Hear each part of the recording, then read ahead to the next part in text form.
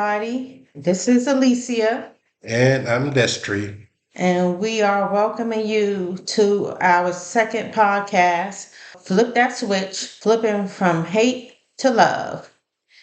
We want to take this opportunity right now to thank everybody for all the feedback that you gave us on the first podcast.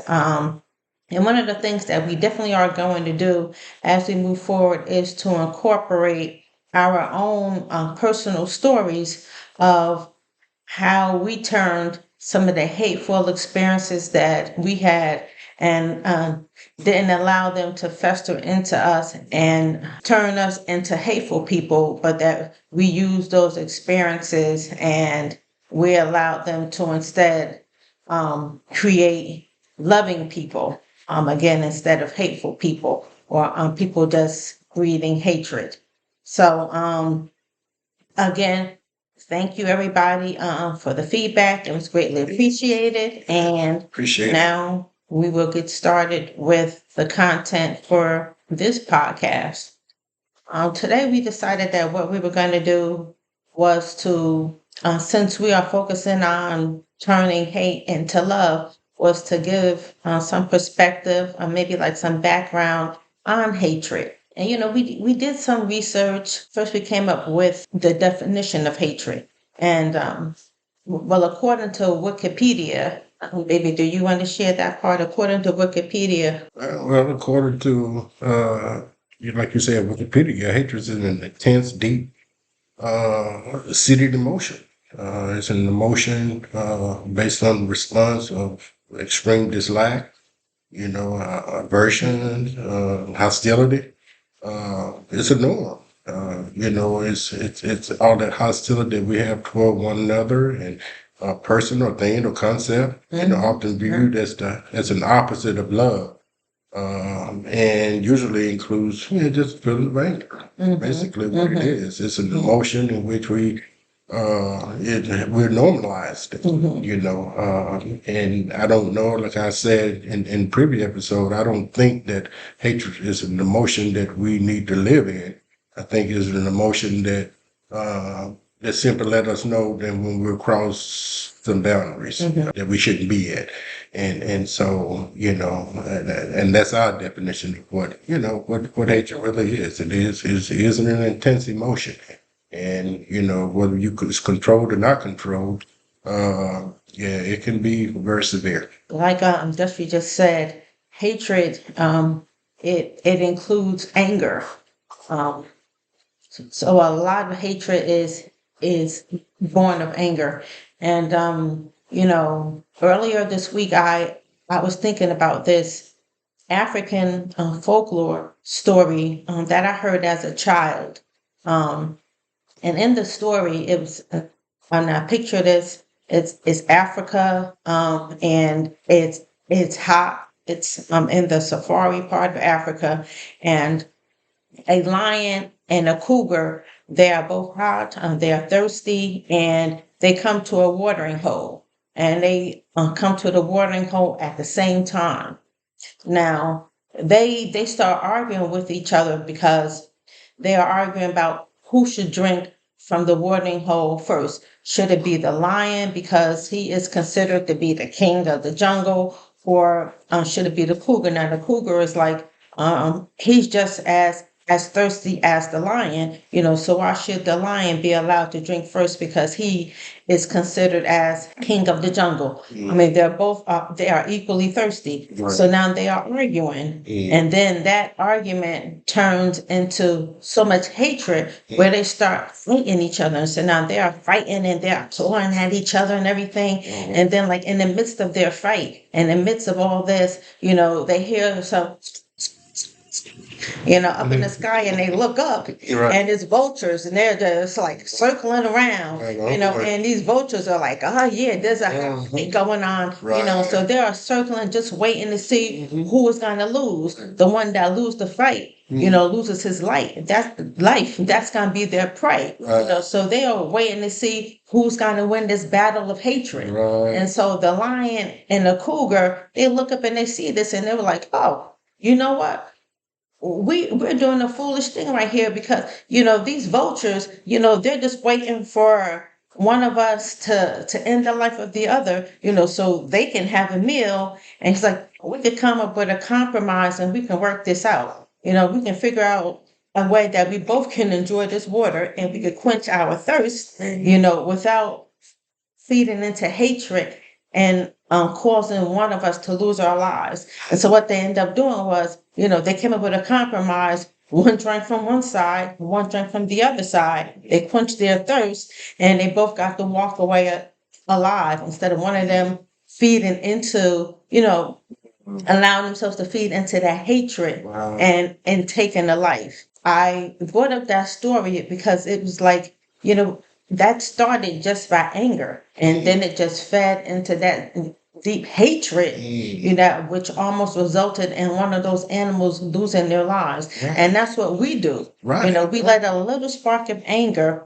quickly just morph into deep rooted hatred. And then now, we are taking that hatred and we are projecting it onto a whole race of people. We are projecting it onto, people that might look like this one person that caused you to hate some kids, because they have an issue with their mother, now they have deep rooted issue and a hatred towards women. I mean, there has been movies and stuff like that where people, are out there and they're killing their mothers or they're killing their fathers because they have this deep hatred, towards anybody that looks like their mother or anybody that looks like their father or, but that's what we're doing. We're hatred, and that's, one of the premises of Flip That Switch is we want to promote people to stop doing that. We need for people to stop doing that. We need for each other to stop doing that. Right. And thank you, maybe for that proverb or whatever you want to call Old African folklore. Folklore or whatever. And I want to thank my third grade teacher, because I believe it was my third grade teacher that gave us that story. Right. But while you were reading that, it reminded me of something so familiar. And that was the drinking fountains. Drinking fountain. Oh, okay. The white and the black. So it seems like to me that we might have seen this before, this folklore that became a reality.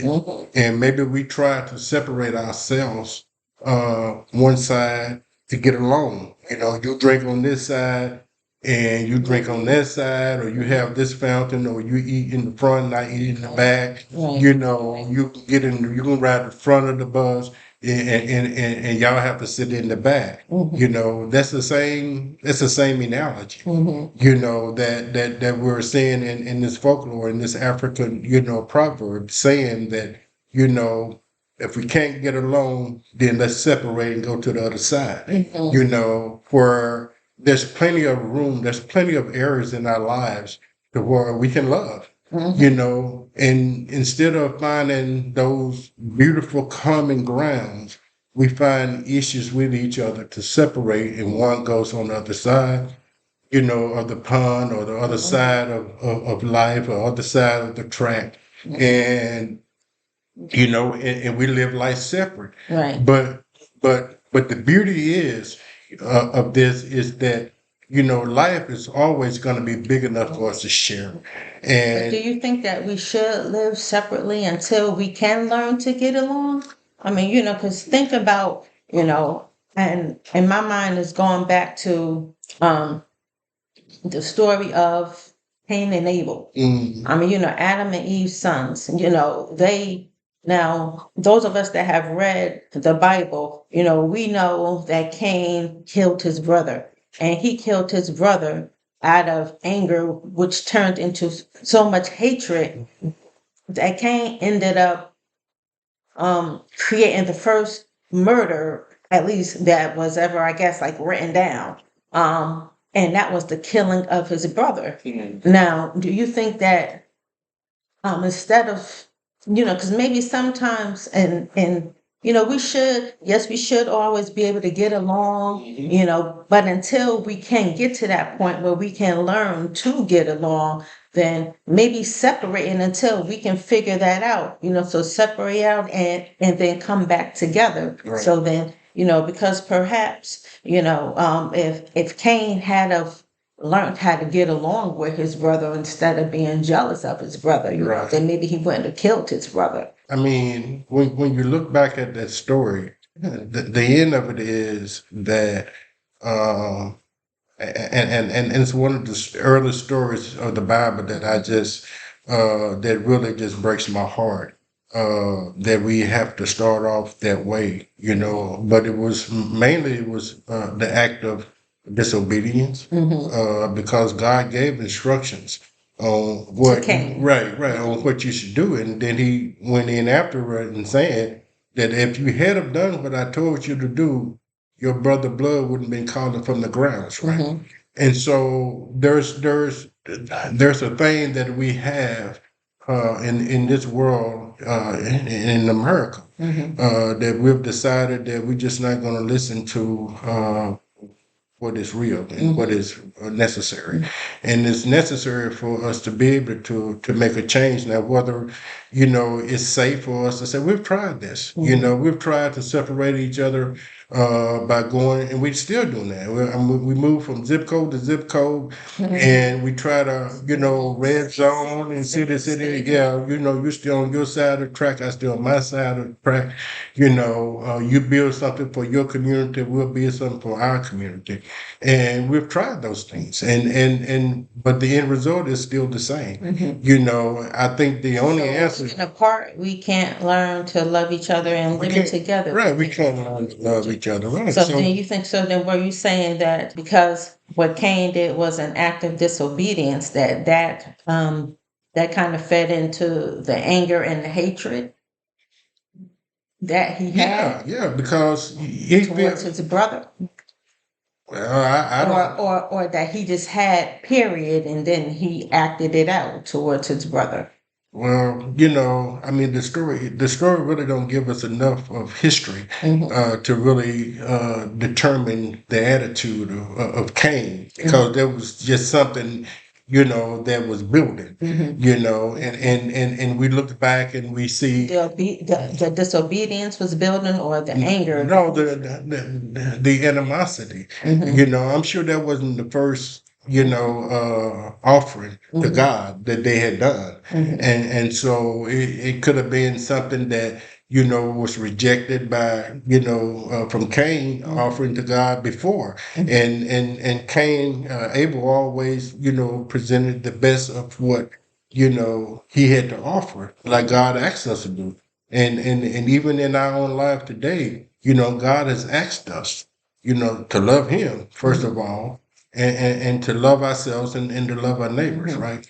And And so if we out of love should come obedience. it should come. And but that, while we're talking about disobedience, that's kind of putting into my mind another story of Moses' disobedience. And I was reading in the Bible, and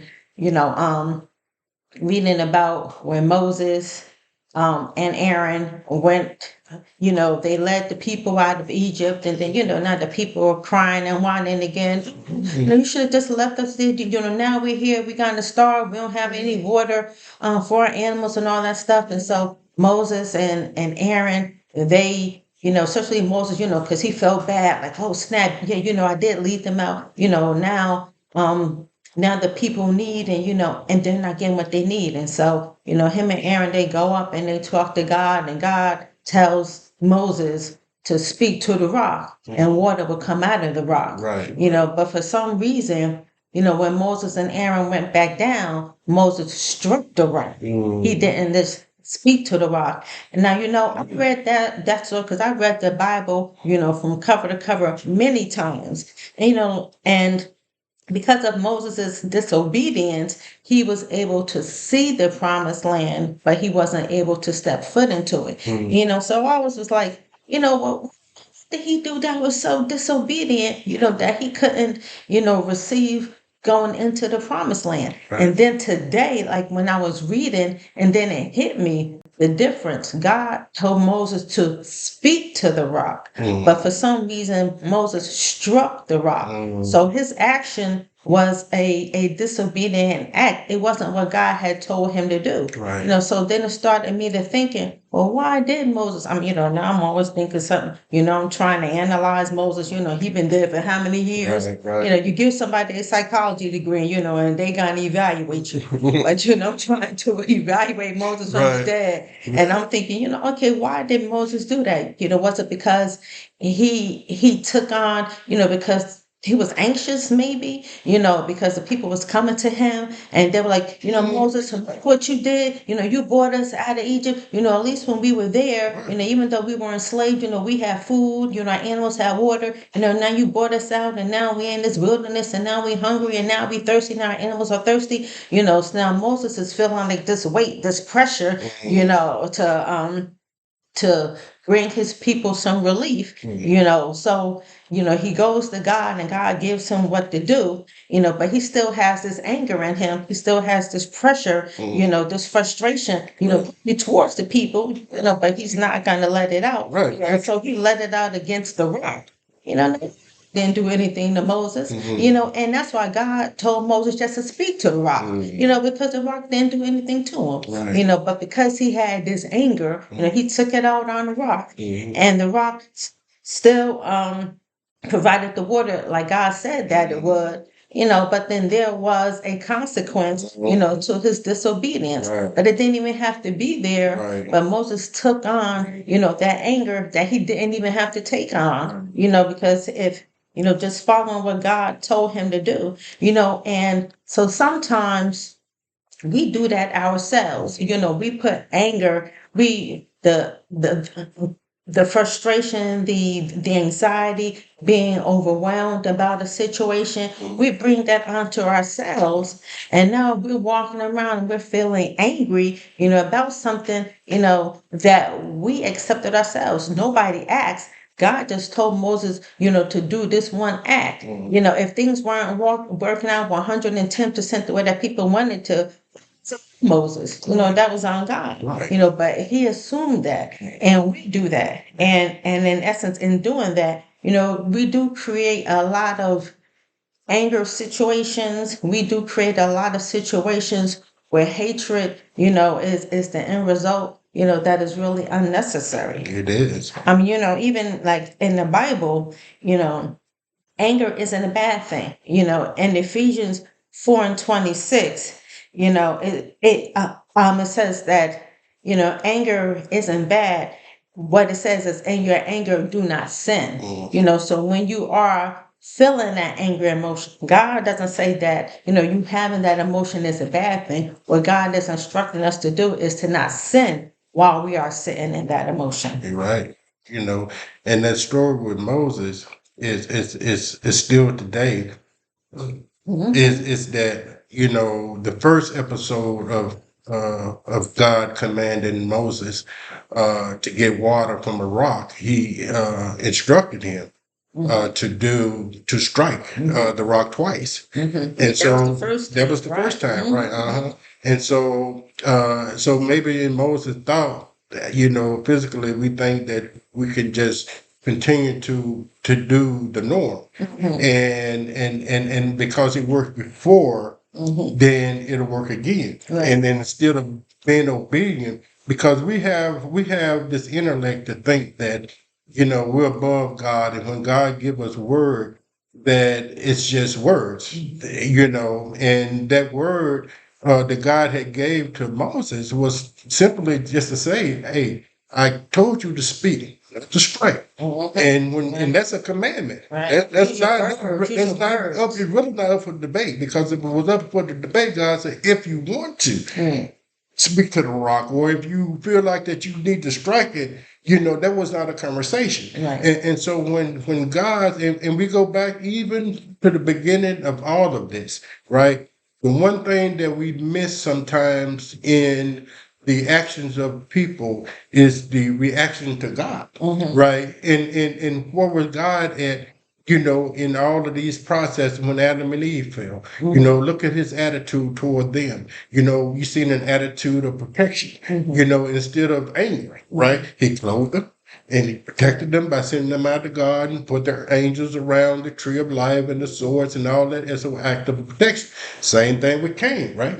He marked Cain. And instead of, him, doing something evil back to Cain after what he did to Abel, he, oh God, this is just too severe of a punishment. So God marked him and made him a wonder, right? And so, but to say all that is just to come to say that through all of our adversity up to this point in our life, it is not, a, what's the word that I'm looking for? Uh, it's just not a word when God tells us to do something. It's not just an order. It's a command. Right. And so when It's God an expectation. right, and when God say, love me with all your mind, your heart, your soul, uh, love yourself, and love your neighbors. That's just not something that God is a suggestion. It's a commandment. Right. And we think that we have a right to override God's commandments to a point to where they're suggesting. Maybe Moses was thinking that was just a suggestion that God was giving him, because at one point God said, "Okay, you can strike it." And the same result's going to happen. Now I'm changing things. It's not a strike this time. This time it's use a word, right? And we know the power of our words, right? Yep. And so, right, Life and death lies in the power of your tongue. It does, and so we have to get to a point to realize, guys, that yeah, we have issues and we have angers and we have all these different triggers and different things like that right there. But it is not a suggestion. Look, this what is not a suggestion that we're making for you to change. It is a commandment that was given by the Creator. First of all, we're just reminding you that this is a reality that we have to do. But how to do it? That's the thing. I mean, we can, tell people that they should do something. We can point them to the Bible and say, okay, the Bible, gives us instruction on, what to do, but how to do it. Even, there's even some instruction on how to do it, in the Bible. But it's not that easy. And, and this is an everyday thing. Right. I mean, what I like also from that Moses story and what you just said was that God instructed Moses to use words. So that is definitely one way to definitely switch from hate to love. Right. is by using words instead of action. Right. By using words instead of Right. striking. Right. I mean, I want to just share a story. Years ago when I had just graduated from college and I was going to graduate school. Anyway, I was working. I was living in New Jersey and I didn't have a car. So I was taking public transportation. And where I worked, I had to take 2 buses. Now I'm like 22, and I'm waiting for the bus to go to work. I'm in this town, Bloomfield. Back then, I don't know about today, but back then it was predominantly white, so like a lot of Irish people, a lot of Italian people. Anyway, I'm at a bus stop and I'm just minding my own business, probably eating on a Snicker bar or something, because, I always like to have a Snicker while I was waiting for the bus. And all of a sudden, it's like this old lady was, walking up, walking towards me. I'm thinking maybe that she's going to get on the bus too. I'm not paying her any mind. Next thing I know, this old lady spit in my face. I mean, it was a spit in my face. And it came out of nowhere. I mean, I was just so shocked. And all I can do was just, like stand there like, because I couldn't believe that this old white lady just spit in my face for no reason. And then there's other people that were at the bus stop waiting with me. The majority of them were black. Some of them laughed. Some of them was like, "Oh snap! Look what just happened." Pointing at me. The bus stop happened to be right in front of an Italian pizzeria. And the owner, I'll never forget, the owner and his wife, they came out and they got me and they brought me in, and they gave me a rag and some alcohol disinfectant, and let me wash my face and all of that. And the black people that were at the bus stop with me, they were just laughing and gawking and pointing. It was this Italian couple, that came out and they got me in, they talked to me, are you okay? And, like I said, it helped me get myself together. And I mean, I was embarrassed, I was devastated, but I truly appreciate. Yes, and I was angry. I was angry at this old lady. I mean, I was just bothering. And I was angry because I didn't do anything to her. I was angry because I didn't know her. I was angry because she spit on my face, and in public. I'm talking about like 4 o'clock in the afternoon. I was angry like for a whole lot of reasons. And so, like I said, while I was there getting myself together, and now I done missed my bus too, so and now I'm angry because I also missed my bus. Right now. And right. And and so now the anger was just like really festering. And then, like I said, but as I was getting myself together, this other gentleman came in and he was also white, and he was like, I'm so sorry that happened to you. And he was like, that old lady, when she was like further down the street, there was 3 young African American boys, and they were on bikes, and they were like teasing her, and they were like, circling around her, and like calling her like wicked witch and old witch, and they were just like, like teasing her, and acting like they were like gonna knock her over with their bikes, and she just kept trying. She was walking, and now this lady was like old, what I mean, like maybe like 75, I guess, but walked like hunched over, so now all this teasing and stuff, they laughing and teasing and everything, so as she, was walking up the street, that anger must have been festering in her. Right. So then when she saw the first person that she could like release this anger out onto, Right. I happened to be the person there that maybe I guess I look like a safe person, and so she spit in my face, and like I said, then that anger, it was turning into hatred extremely quickly, and I'm not gonna lie and say that that I didn't have any hostility or that I didn't have any resentment.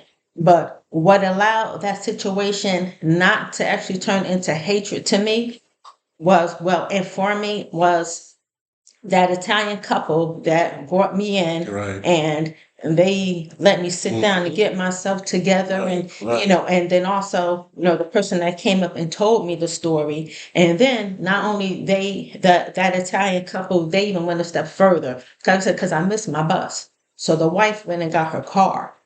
She drove me to work, so I could still get to work on time. And so, I'm so grateful for that, because I mean, after that, and their actions allowed me to not allow that situation to fester into hatred Right. within me. Because then maybe a few years later, I'm working at the lovely St. Mary's, and I met the most beautiful, wonderful, older Caucasian woman named Judy Manfeld. And Judy is like a second mother to me. If I hadn't, and I look back and I realized if I had allowed that old lady what she did, to fester in me, then I would never have even or got into a friendship with Judy. I wouldn't, because that hatred would have blocked it. Right. And if that hadn't happened, then I would have missed out on a wonderful, beautiful friendship. Right. So I am so grateful, to that Italian couple. Right. And I'm even grateful to the other man that came in to at least give me some insight as to why that old lady did it. Right. Now, I'm not going to say that that I was loving after that old lady after that. No, Oh no, no, because I still no. have She stuff. was, Right. and we do this. We take our anger out on the wrong people. Mhm. One person do something, we want to take it out on the whole race. Right. That's right. Instead of because everybody is not running over old women on bicycles, Right. or spitting in the face of an African American person or Right. whatever you want to call it. Right. The thing of it is, life choices Mm-hmm. is full of angers, Mm-hmm. but it's also full of love. Mm-hmm. And though that was an example of, anger Mm-hmm.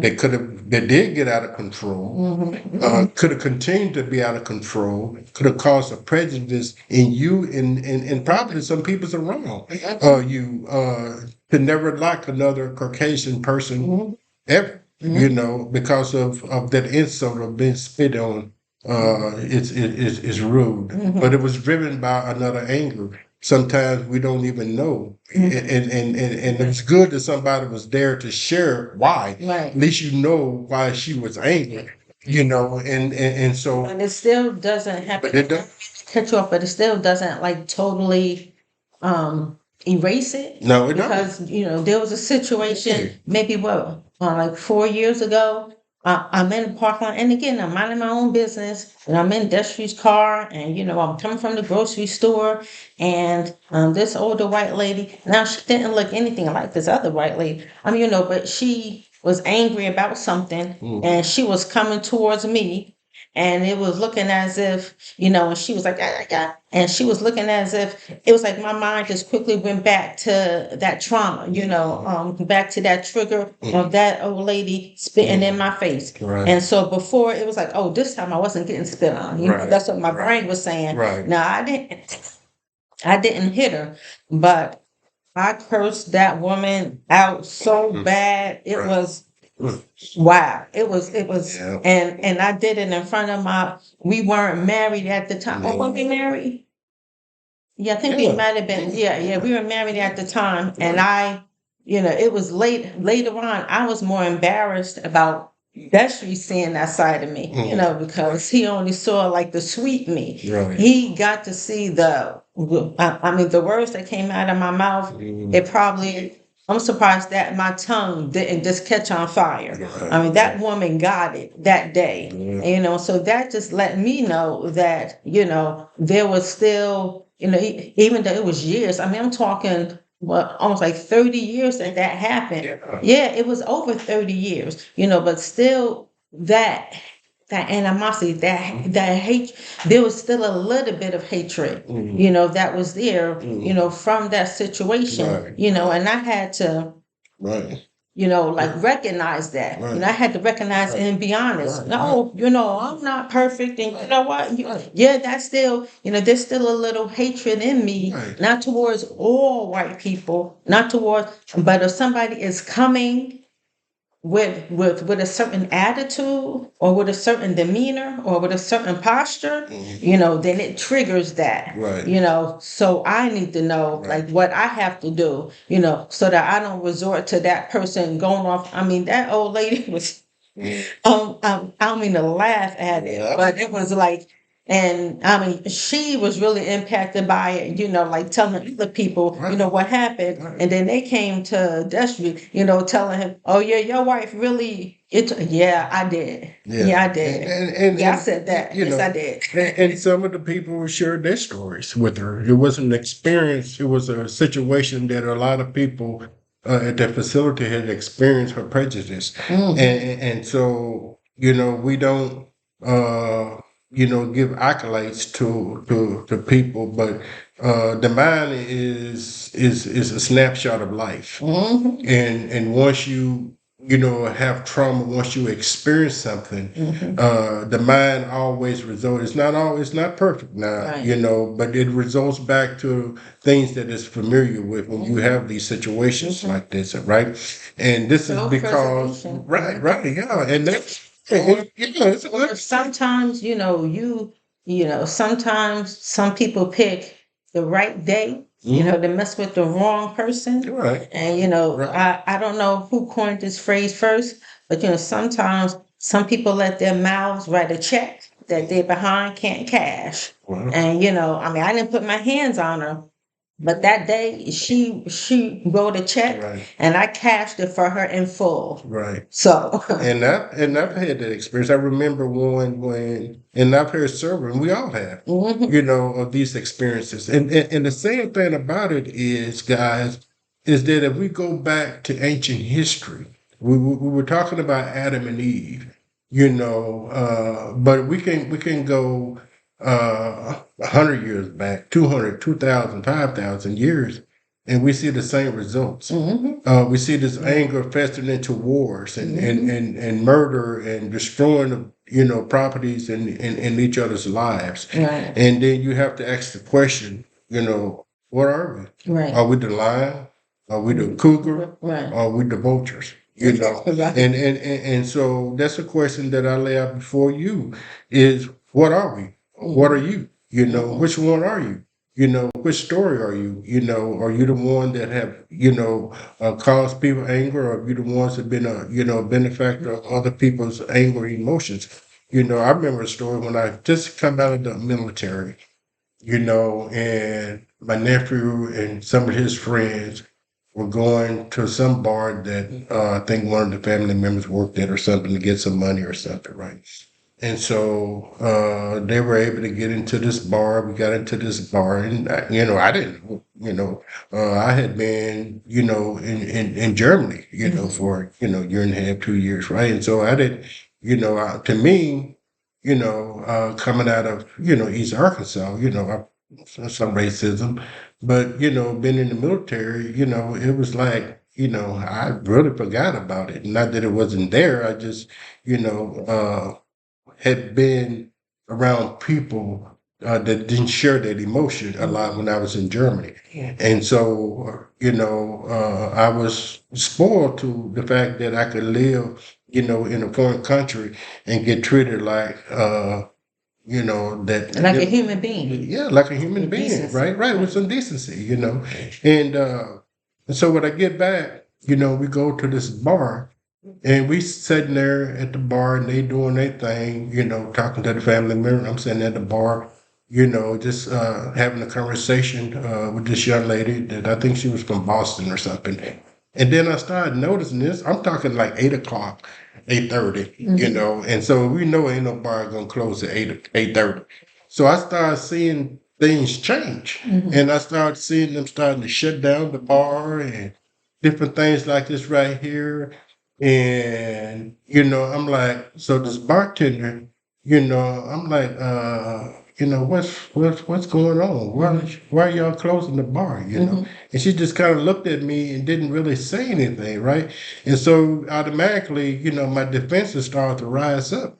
Being in the military, automatically they tell us, especially when we was, in Germany, and we arrived there, and the night that Reagan bombed Gaddafi, and different things like so. They teach us, Right. to always look at your environment and analyze what's going on. So I'm looking around, seeing all the, you know, bickering and just the change of the scenery, right? And so, you know, when I realized that they were shutting down the bar because there were two black men. I had my nephew, right, was in the bar, and they were literally surrounding the door, blocking us for exit. And the first thing came to my mind, as I was having this conversation with the bartender and this lady from Boston, was why? I said, I just spent, 2 years in a foreign country that treated me like I was human, like I was somebody special. And some of those people were people uh, of no stature. They were, people what we call homeless or bums or whatever. But I showed them some kindness, Mm-hmm. and they showed that kindness back to me. Right. And so when I got to America, when I got home, and I was able to, because we would all go down to, to the bars or the guest house, what they call in Germany, and have dinner and a beer or soda or coffee, whatever, right? And most of the courtesy was they would buy our meals, right? And I would tell people, I probably, when I was down there, I probably didn't spend the whole time I was there $100 because when you walk in, they'll buy you, drinks or whatever. And so when I got back after that experience of so much of love, Right. How you and look how that, you were treated when you right, got back to your own country where right, you were born and right, raised. And yeah, you were yeah, treated with so much this, hostility yeah, and disrespect. Yeah. that they couldn't even tolerate Right. one black person, Right. Mm-hmm. or two black people, right? Mm-hmm. In an environment of America, look, Mm-hmm. Mm-hmm. I mean, but that shows how, how anger, can lead to bitterness and resentment, but why? which results and then it becomes hatred. Right, but Well, why? What have I done? right.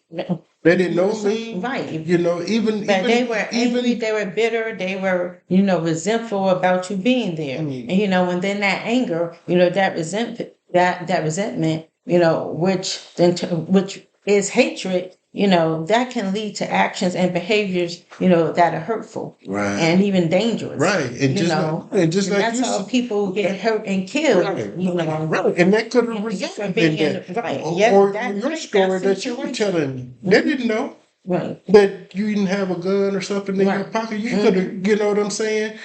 Your whole life Mm-hmm. changes Mm-hmm. and flashes before our eyes when we allow anger to control Right. situations. Yeah. You That's why know, we need to express it. right, When you are right, angry, right, you need to, right, first of all, you need to acknowledge, right, that you are angry. right. You don't deny and like, oh no, I'm not angry, I'm not mad. No, if you are, you really need to be true to yourself and you really need to be true to that emotion, Right. and acknowledge it and say, why, yes, that you are, And- and then you need to try to for yourself. You need to pause and reflect and process, yeah. why are you angry? Just like what you was asking, babe. Why were they so upset at you? Why did they hate you?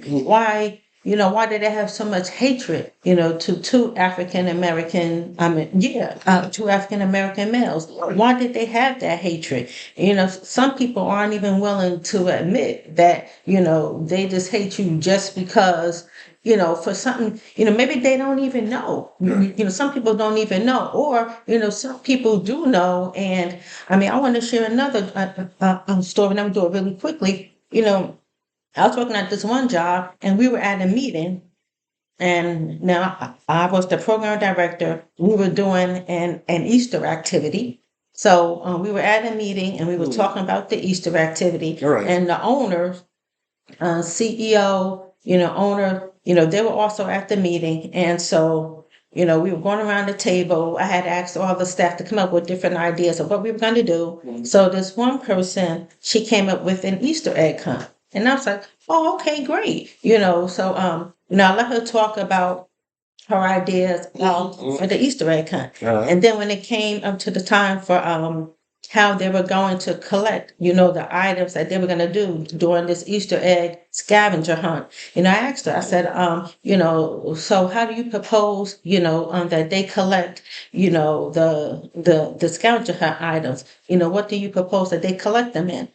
She got so upset. How dare you? I'm tired of you disrespecting me. I'm tired of you talking down to me. And then she turned to the owner and she was like, you better get your program director before I hurt her. And, and was just going off. And I'm just sitting there like, what's going on? I mean, again, I'm looking for a place because, I mean, I was, just asking her a question and, just trying to get her to like process her idea further.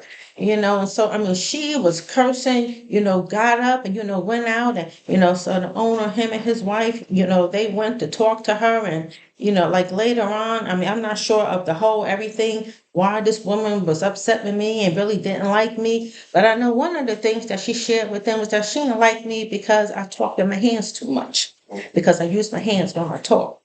Now, if that really was bothering her, if she had came and approached me with it, then I would have shared with her that I have a speech impediment. I have been in speech for like from the time I was like 4 years old until maybe 8 years old. Right. And when I used to go to speech, one of the things that they taught us to do, was to talk in cadences. Mhm.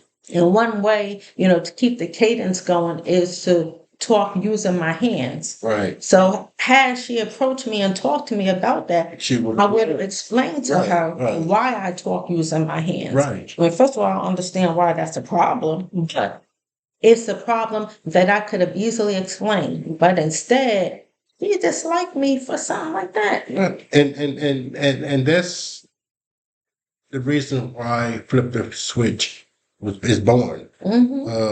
Because we need to have these conversations again before we repeat something again that is not going to be good, guys. Division, hate is an enemy of love. Okay, eventually you're going to see the full results of our actions, of our words, because they do not go out void. You speak it, it's going to come. You hate it, it's going to grow. And eventually it's going to react to whatever, animosity or lack thereof, right? So it may be time for us to revisit some of these old conversations. And like you were saying, if we would just explain, and sit down and explain why we the way we are. Most of us don't even know. Right. We're born this way. It's in our DNA. But we're so frustrated with life and so frustrated with with things that we don't even have time for conversations. Right. To sit down and try to figure out what can we do to make this a better world. But maybe we need to have that conversation with ourselves. Michael Jackson said, the man in the mirror. You need to look in the mirror. Do we like ourselves? Do we like what we look like? Do we like the people that look like us? Or if somebody And does people that something, don't look like us. right. Yeah. And especially the people that don't look like us, but if something takes you off, if something makes you angry, if something about somebody you don't like, then you need to ask yourself why you don't like that. And be honest. Why don't you like that person? I mean, is it because they look like somebody that, that spit on you years ago? Is it because of somebody, they look like somebody that touched you? Or, why don't you like that person? Why don't you like those people? And then process that even further. You not liking them is what is that doing? Is that doing them more damage, or is that doing you more damage? Right. There are some people like there's an old Jefferson's episode where George Jefferson saved a person's life and he donated blood, and then and it was a white person, and then when the white guy found out that he got his blood from a black man, he said that he would rather have died. See? So it's like, really? Yes. You would rather die than take a black person's blood. But that's where we are. That's, not all of us, but sometimes that's how we think. Right. That's how we feel. So we need to explore that, but the people that are going to explore that are the people that really want to make change. Right. The people that don't want to make change, then they're not going to. Right. And that man in the Jeffersons episode, he was already, at the point where he would rather die. Wow. And it's like, wow. Right. Wow. And it goes back to the African folklore. You know, they were willing to die than to unite. Right. And we see this in the Revolution War, the Civil War, here in America. We rather kill each other than to sit down and have a conversation Right. about Yeah. what's best for everybody. Right. You know, We rather kill each other than be honest with ourselves and saying, okay, I don't like you because you look like, this lady that burnt my scalp when she was straightening my hair with the straightening comb, or whatever. Right. We rather, just walk around with that hatred, instead of pausing or, or even acknowledging, that the hatred is ours, because sometimes, people don't even want to own up to that hatred. And so instead, they, deflect it and they put it on the other person, making it something that they did. When the truth is, you're the one that really has that hatred. You're the one that really has that animosity. You're just not willing to own up to it. I mean, we got to be honest, with ourselves about who we are and how we are. I mean, I am a very loving person and, I give and but I'm not perfect. And so that's why I'm here on this podcast, sharing it, that I went off on that old lady. And I'm going to be, in all truth and transparency, because I think my husband asked me a couple of weeks ago if I saw her, would I apologize?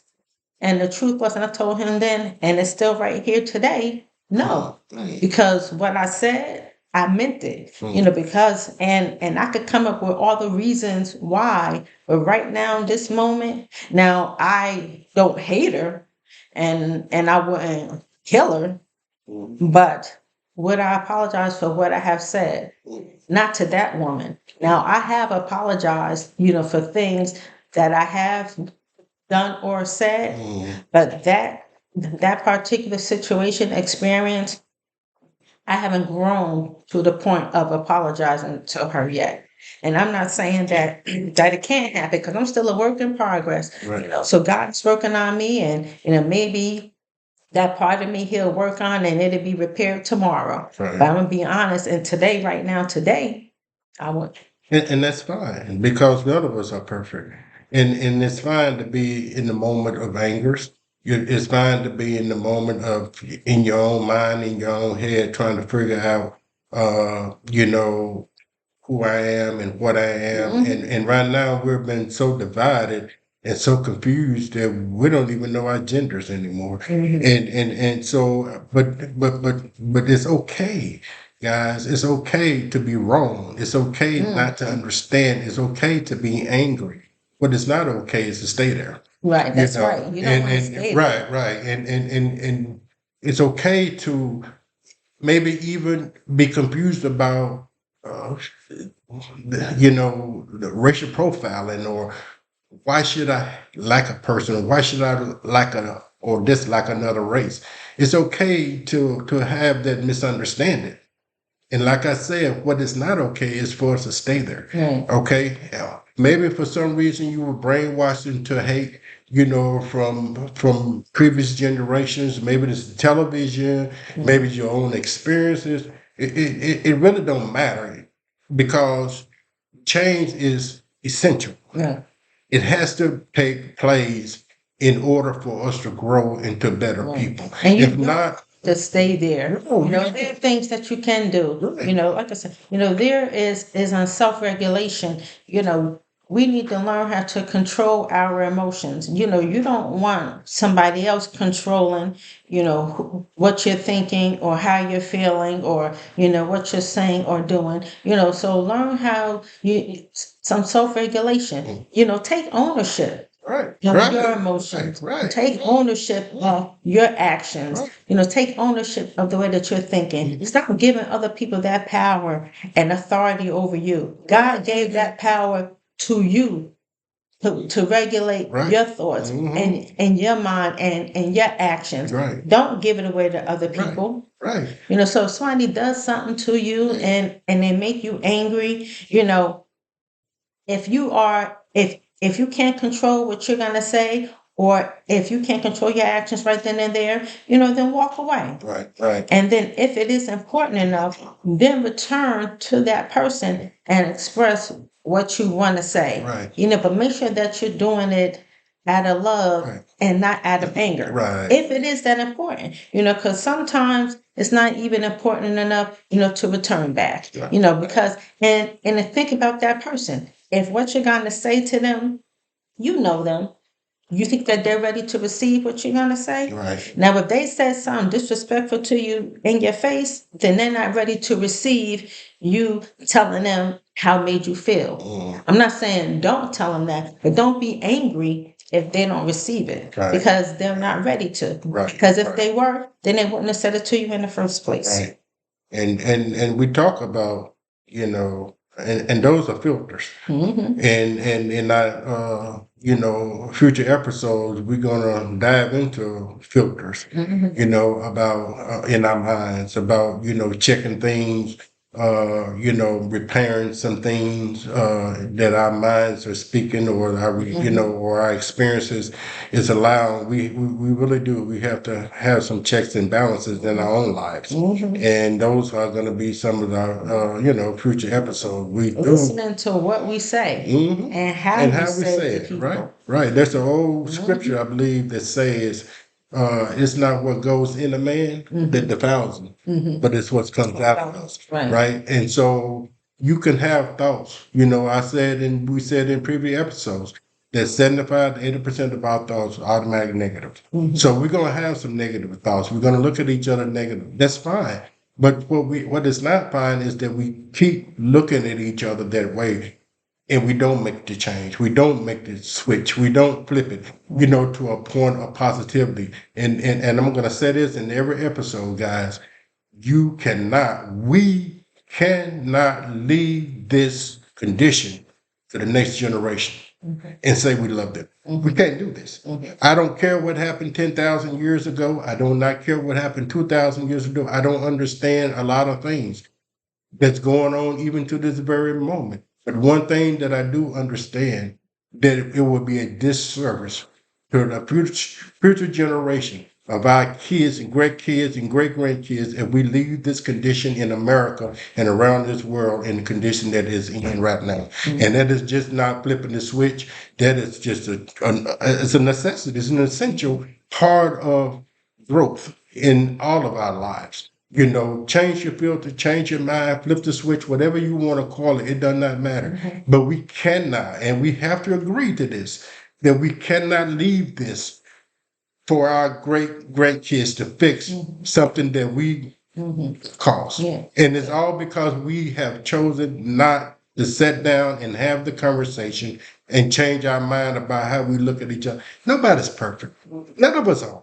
I don't care what race of people you are. But baby, I just want, I don't mean to cut you off, but No, that's I fine, go babe. back to, conversation, yes, but conversation with other person has to be secondary. First, the conversation has to be with yourself. We have to be true and real with ourselves. We have to release whatever anger we have, wherever hatred we have, wherever hostility we have. We have to own it. We have to acknowledge it, and then we have to figure out how we're going to release. What are we going to do with it? What do you want to do with it? Do you want to hold on to it, or do you want to release it?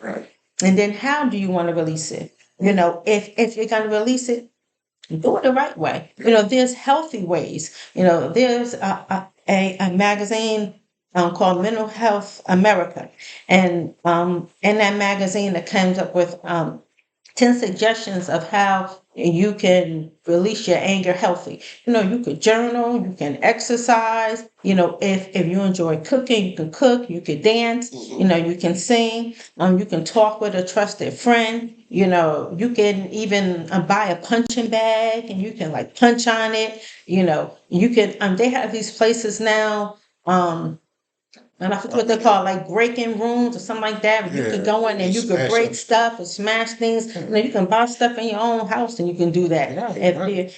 But you don't have to hold that in. And I mean, but definitely, if you have some anger, direct it at the person that you are angry at. not a whole race of people, not a people that look like that person. If you are angry with someone or somebody, then direct it at that person. Try to have a conversation, try to clear it up with that person. It is that one person. It's not a whole race of people. Right. It's not a whole family of people. It's just that one person. Right.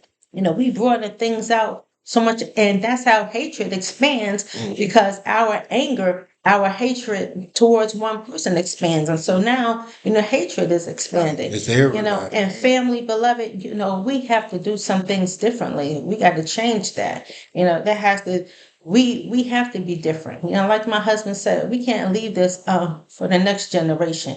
I don't want my baby girl Eleanor, to have to be experiencing hatred, from something that we caused, something that we created. And that's fine. But like you were saying, love yourself. Mm-hmm. Don't Love yourself enough to right. want to make a change. Right. I mean, it's great to be your own critic, but quit criticizing yourself to a point to where you can't make a change. Mhm. Quit criticizing yourself to a point to where you can't love yourself. Because if you don't love yourself, you can't love God. And you sure ain't gonna love your neighbors, right? And so like Jesus said, the most important thing is to analyze yourself. Mhm. Love yourself. Realize that you have value, that you have worth, and you are loved. And somebody love you. And I don't know, that we brought so much of trauma to each other. Let's stop it. Yes. Okay. Yes. Let's just stop it. Mhm. Okay. Well, family, this is all the time that we have for this podcast. We want to thank you for tuning in, and we want to leave you with this. Hate is burdensome, and you don't have to carry the weight of hate any longer. We want to encourage you to set it down, even if it's just for today. Let's do this together, choosing understanding over judgment, compassion over anger, and love over hate. Not because it's easy, but because it's the only path that leads us somewhere worth going. Right. Let's do this together. Yes. Family, let's flip that switch. God bless. Peace out.